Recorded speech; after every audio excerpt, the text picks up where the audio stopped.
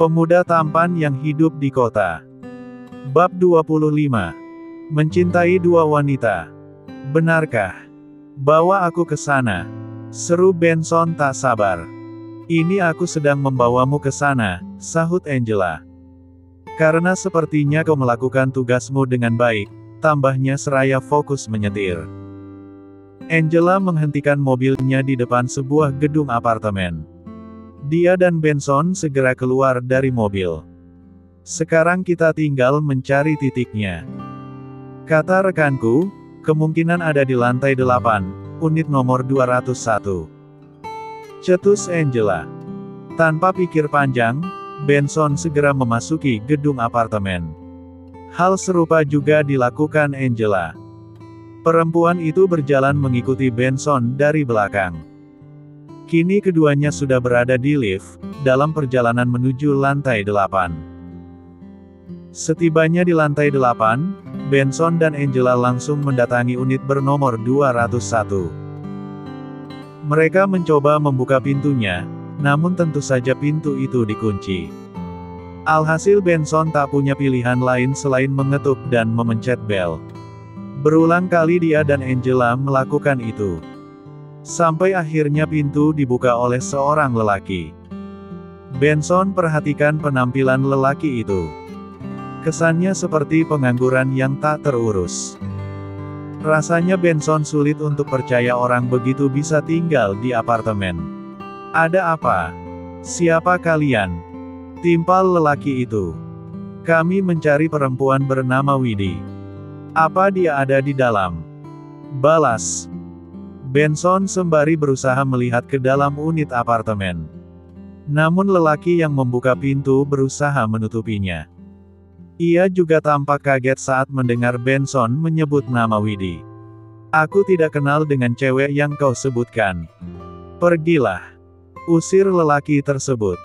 Dia bergegas menutup pintu. Akan tetapi Benson sigap menghentikannya. Melihat itu, Angela segera membantu. Sekarang pintu kembali terbuka lebar. Tangan Angela bergerak cepat mengambil pistol dari kantong balik jaketnya. Dia todongkan pistol itu ke kepala lelaki yang tadi membukakan pintu. Katakan di mana Widhi? Desak Angela. Aku tidak kenal dengan dia. Sahut sang lelaki tergagap karena ketakutan. Awas saja kalau aku menemukannya. Benson segera melakukan pencarian ke berbagai ruangan. Satu persatu ruangan dia periksa. Namun Benson tidak menemukan Widhi di mana-mana. Dia berhenti sejenak sambil memperhatikan sekeliling apartemen sekali lagi. Atensinya tertuju pada sebuah pintu yang tampak mencurigakan. Tanpa basa-basi, Benson buka pintu itu. Bau busuk serta anyir seketika menyeruak jelas menusuk hidung Benson. Cowok itu refleks menutup hidungnya. Meskipun begitu, dia tetap memeriksa ruangan tersebut. Benson nyalakan senter dari ponselnya karena keadaan di ruangan cukup gelap.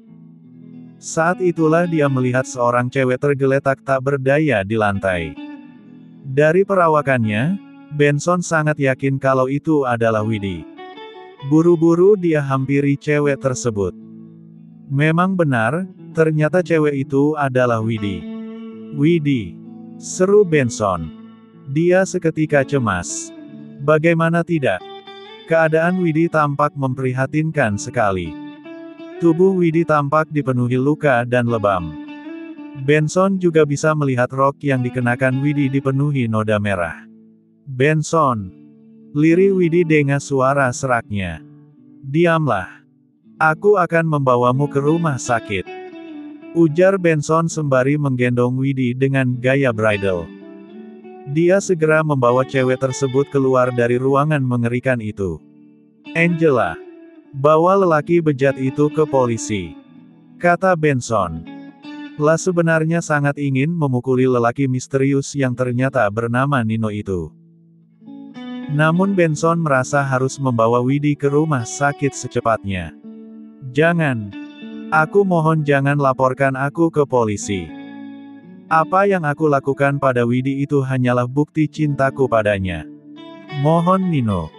Diam. Bentak Angela. Bagaimana kalau aku membawanya bersamaku?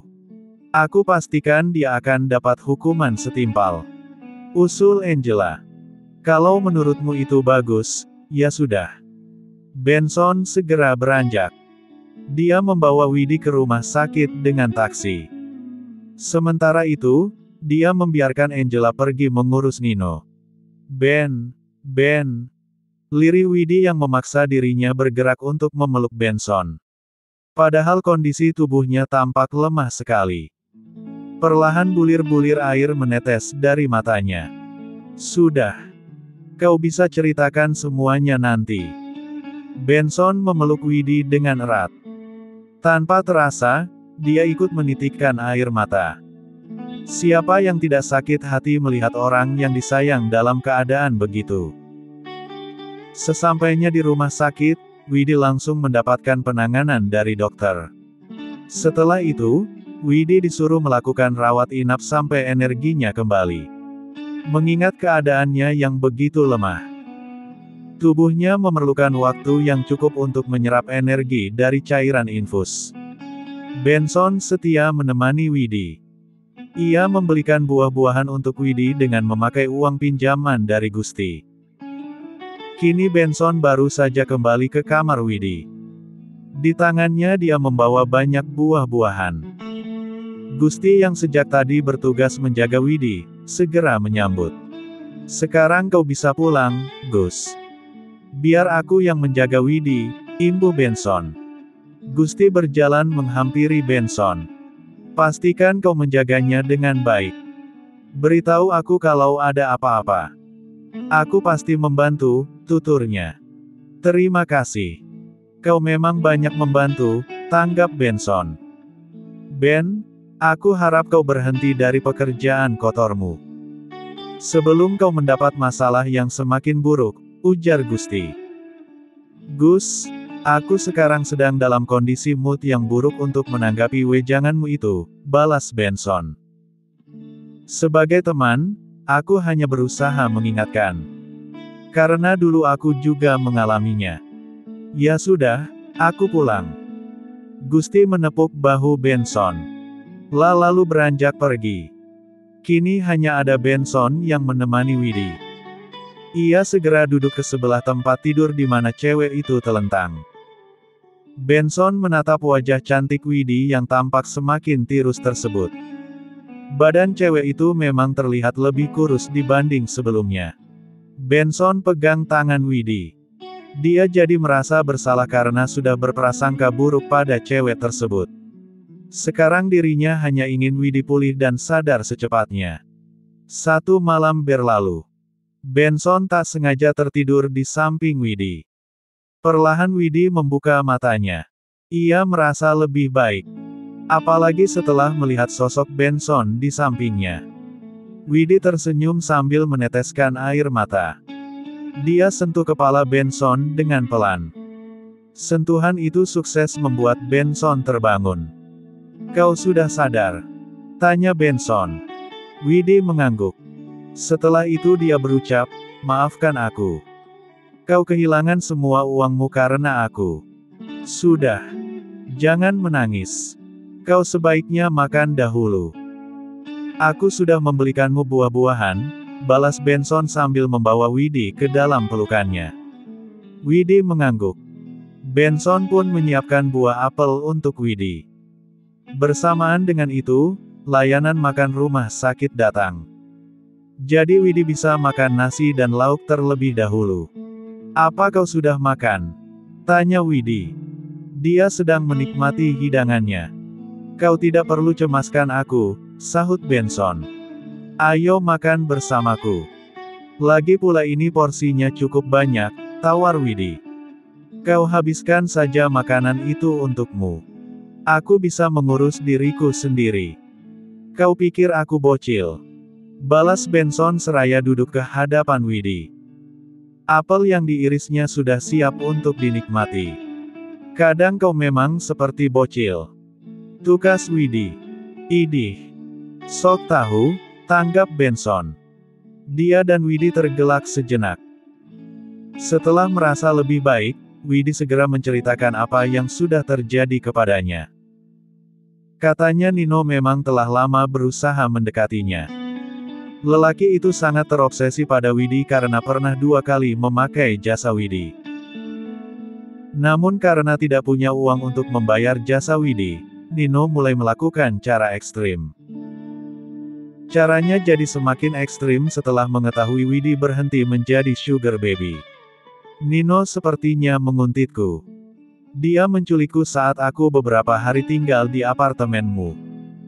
Dia tidak hanya memaksaku untuk melayaninya, tetapi juga merampas semua uang yang kupunya. Aku terpaksa memberitahu akses uangmu padanya karena dia terus memukuli dan menyakitiku. Maafkan aku, Ben. Ucap Widi panjang lebar. Di akhir, dia menangis terseduh-seduh.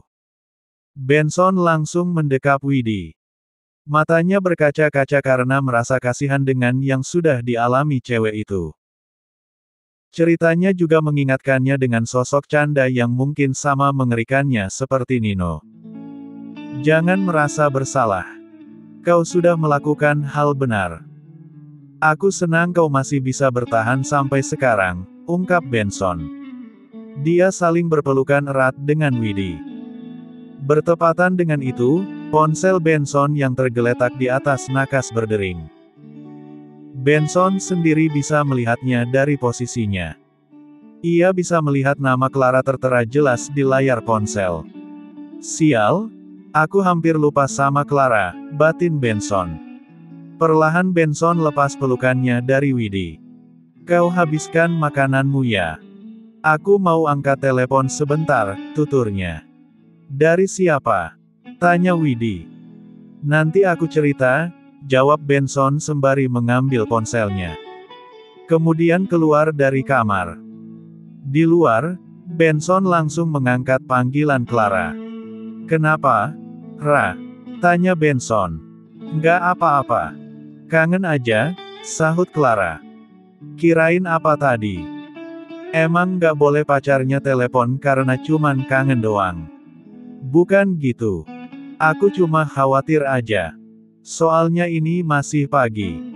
Justru harusnya kau senang. Karena pas bangun dari tidur, hal pertama yang aku pikirkan itu kamu. Ternyata sekarang kau pandai merayu ya. Apa ini karena budaya London? Bilang aja kau suka kan? Iya. Benson hanya menjawab singkat. Sebab hatinya sekarang gundah. Karena kedua perempuan yang dirinya cintai kini sama-sama berada di sisinya. Hari ini kita bisa ketemukan. Ujar Clara. Iya, bisa. Kebetulan juga aku mau kasih tahu kau sesuatu, ucap Benson. Mau kasih tahu apa? Bilang aja sekarang, tanggap Clara yang penasaran. Enggak. Nanti aja pas kita ketemu. Benson bersikeras. Mengingat sesuatu yang ingin dia beritahukan itu adalah tentang Widi. Benson juga berniat memperkenalkan Clara dengan Widi. Kalau begitu sekarang aja. Aku akan siap-siap. Terdengar suara lari Clara yang sepertinya bergegas ingin bersiap. Astaga, Ra. Komentar Benson. Lagian kamu bikin aku penasaran. Ya udah. Aku kirim titik lokasiku ya. Kau temui aku nanti di sana. Pembicaraan Benson dan Clara berakhir. Benson hendak kembali ke kamar Widi. Tetapi langkahnya harus terhenti saat melihat Widi berdiri menatapnya di depan pintu. Dari siapa? Kok bicaranya kayak lagi bicara sama pacar? Timpal Widi. Ia tampak memegangi tiang infusnya sendiri. Benson memejamkan matanya rapat-rapat. Dia menghela nafas panjang. Lalu mengajak Widi duduk ke bangku yang ada di depan kamar. Selanjutnya, Benson ceritakan segala hal tentang Clara. Widi terperangah. Jadi saat aku hilang kau malah asyik berolahraga sama mantanmu. Timpalnya. Wid. Aku nggak menduga kalau hal buruk terjadi sama kamu. Kau benar. Aku mungkin salah. Tapi menghilangnya dirimu bersamaan dengan seluruh uangku, membuatku curiga kalau kau sudah mengkhianatiku. Terserah kau. Bencilah aku sepuasmu. Benson berusaha melakukan pembelaan. Widhi menundukkan kepalanya. Dia tampak memainkan jari jemarinya dengan perasaan gelisah. Sebenarnya Widhi lebih mencemaskan keberadaan Clara. Cewek bernama Clara ini. Apa dia cinta pertamamu? Tanya Widhi. Iya. Sampai sekarang aku masih sulit melupakannya. Tapi masalah paling besar adalah, aku juga mencintaimu, ungkap Benson. Jadi kau, Benson. Clara telah datang. Panggilannya membuat ucapan Widhi terpotong. Clara. Benson berdiri. Kenapa kau tidak mengangkat teleponku? Clara menghampiri Benson. Dia memeriksa kondisi tubuh cowok itu. Clara mengira Benson sakit karena cowok tersebut mengajaknya bertemu di rumah sakit. Aku tidak sakit, ucap Benson. Lalu kenapa kau ada di sini? Selidik Clara. Benson tak menjawab. Dia menatap Widhi. Seolah mengerti, Widhi segera berdiri. Saat itulah tatapannya bertemu dengan Clara. Ra, kenalkan ini Widhi. Dan Widhi, kenalkan ini Clara, imbuh Benson. Dia merasa cemas memperkenalkan dua cewek tersebut. Apalagi reaksi Widhi dan Clara terkesan sama-sama dingin. Clara menatap Widhi dengan perasaan kesal. Oh, jadi kau cewek yang bawa kabur semua uang Benson. Pungkasnya. Mengingat Clara belum tahu mengenai apa yang sudah menimpa Widhi. Mendengar itu, Widhi hanya tersenyum jengah. Ra, ternyata Widhi tidak salah. Biar aku ceritakan semua yang sudah terjadi, sergah Benson. Dia mengajak Widhi dan Clara bicara ke kamar rawat inap. Di sana mereka duduk di sofa. Benson segera menceritakan segala hal yang menimpa Widhi pada Clara. Meski sudah mengetahui semuanya, anehnya Clara justru dibuat gelisah. Lalu bagaimana dengan hubungan kita? Apa kau akan melakukan poliamori lagi seperti dulu? Tanya Clara. Dulu. Widhi menatap Benson untuk menuntut jawaban. Itu hanya masa lalu. Benson hanya menjawab begitu. Ben, aku tidak mau melakukan hubungan itu lagi. Tegas Clara. Aku juga. Imbuh Widhi. Dia saling bertatapan intens dengan Clara. Tapi aku juga tak mau putus darimu. Lanjutnya yang segera mengalihkan pandangan pada Benson. Ia genggam tangan cowok tersebut di hadapan Clara. Dengan cepat Clara lepas genggaman Widhi dari tangan Benson. Aku juga. Aku nggak mau putus dari kamu. Ungkap Clara. Kalau begitu, kau harus memilih di antara kami berdua. Usul Widhi. Dia dan Clara sama-sama menatap Benson. Keduanya menuntut jawaban dari cowok tersebut. Benson membisu. Dia benar-benar bingung jika harus disuruh memilih. Cowok itu tampak menyurai rambutnya berkali-kali karena merasa gelisah. Ben, kenapa kau diam saja? Tanya Clara. Sebenarnya aku tak menyangka semuanya akan jadi begini. Tapi aku ingin kalian memberiku waktu, ungkap Benson. Ya sudah kalau begitu. Kami akan memberimu waktu 3 hari, kata Widhi. Pikirkanlah secepatnya, Ben. Karena minggu depan aku harus kembali ke London, cetus Clara. Benson mengangguk. Ia menatap Clara dan Widhi secara bergantian. Maafkan aku. Aku mencintai kalian berdua. Jadi ini sangat sulit bagiku, ucapnya. Emang bisa ya begitu? Tukas Widhi. Bisa. Sekarang aku merasakannya, sahut Benson. Apa kau sudah makan? Kalau belum, ayo kita sarapan bareng, ajak Clara. Aku. Maaf. Tapi Benson harus ada di sini terus untuk menjagaku. Potong Widhi yang tak rela Benson pergi bersama Clara. Clara tercengang. Sikap Widi membuatnya jadi merasa tak mau kalah juga. Ya sudah. Kalau begitu aku akan ikut menemani juga di sini, imbuh Clara.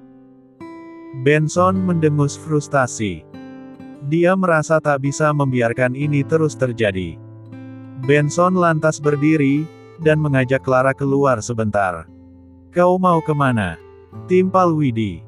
Tunggulah di sini. Aku pergi ke depan sini saja, balas Benson. Widi terpaksa membiarkan. Meskipun wajahnya itu tampak cemberut sekali. Di depan, Benson mencoba mengajak Clara bicara. Dia menyarankan cewek itu untuk pergi saja. Apa kau mengusirku? Clara tak terima. Enggak, Ra. Aku takut keberadaanmu membuat kondisi Widi memburuk. Pokoknya aku akan segera menemuimu, ujar Benson. Kau sangat egois, Ben. Sejak awal kau memang begitu. Andai kau benar-benar sayang padaku, maka kau pasti akan memilihku tanpa harus perlu waktu untuk berpikir. Omel Clara. Matanya tampak berkaca-kaca. Kalau kau ingin membenciku, aku akan terima, sahut Benson. Itulah yang selalu ingin ku coba. Namun seberapa keras aku mencobanya, aku tak bisa membencimu. Yang ada aku malah makin sayang. Clara akhirnya terisak. Benson jadi bingung karena mereka ada di tempat umum. Orang di sekitar sana tampak menatap ke arah Clara dan Benson. Ra. Benson menarik Clara mendekat. Jangan menangis. Pintanya. Aku akan berhenti menangis kala kau menemaniku makan. Setelah itu, barulah aku akan pergi, imbuh Clara. Benson mengangguk. Dia masuk ke kamar sebentar untuk meminta izin pada Widi. Jadi kau akan meninggalkanku sendirian? Timpal Widi. Hanya sebentar saja. Apa kau mau aku teleponkan Gus? Nggak usah. Pergi sana. Potong Widi ketus. Ia juga mengalihkan pandangannya dari Benson. Benson sebenarnya mencemaskan Widi. Namun di sisi lain dia merasa harus menemani Clara dulu agar tidak ada pertengkaran yang terjadi. Kini Benson dan Clara sarapan bersama di sebuah warung makan. Benson sengaja memilih tempat yang dekat dengan rumah sakit untuk berjaga-jaga. Bagaimana dengan tugas dari Angela? Tanya Clara. Sedang aku kerjakan.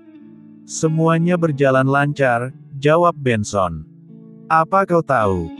Sebenarnya Amanda juga tak bisa melupakanmu. Itulah alasan aku memilih menjauh darinya. Jadi sekarang kami tak berteman lagi, ujar Clara. Benarkah? Aku rasa itu hal terbaik yang bisa kau lakukan, tanggap Benson. Sebenarnya alasan aku melakukan itu karena tak ingin memiliki saingan lagi. Tapi ternyata, tetap saja aku punya saingan. Clara mendengus frustasi. Benson tersenyum. Bagaimana kalau aku tetap tak bisa memilih? Bagaimana kalau aku menginginkan kau dan Widi sekaligus? Balasnya. Clara seketika cemberut. Benson. Geramnya. Sorry. Coba ini. Benson sengaja mengalihkan perhatian Clara dengan menyuapinya lauk. Clara sendiri tak menolaknya. Enak kan? Kata Benson. Usai sarapan, Benson dan Clara berpisah. Walau saat itu Clara merasa berat sekali untuk pergi. Tetapi dia tak punya pilihan lain karena dia harus menepati janjinya. Benson segera kembali menemui Widi. Dia menemukan cewek itu menangis di depan jendela. Widi. Seru Benson sembari menghampiri Widi. Buru-buru Widi menghapus air matanya. Dia berusaha bersikap baik-baik saja. Lama banget, ucap Widi ketus. Yang terpenting aku kembalikan. Benson duduk ke samping Widi. Bertepatan dengan itu, ponsel Benson berdering. Ketika diperiksa, dia menemukan Devina yang menelepon. Pupil mata Benson membesar. Dari siapa? Jangan bilang kau punya pacar lain selain Clara. Selidik Widi. Mengingat dia belum mengetahui tugas yang dilakukan Benson sekarang. Bersambung.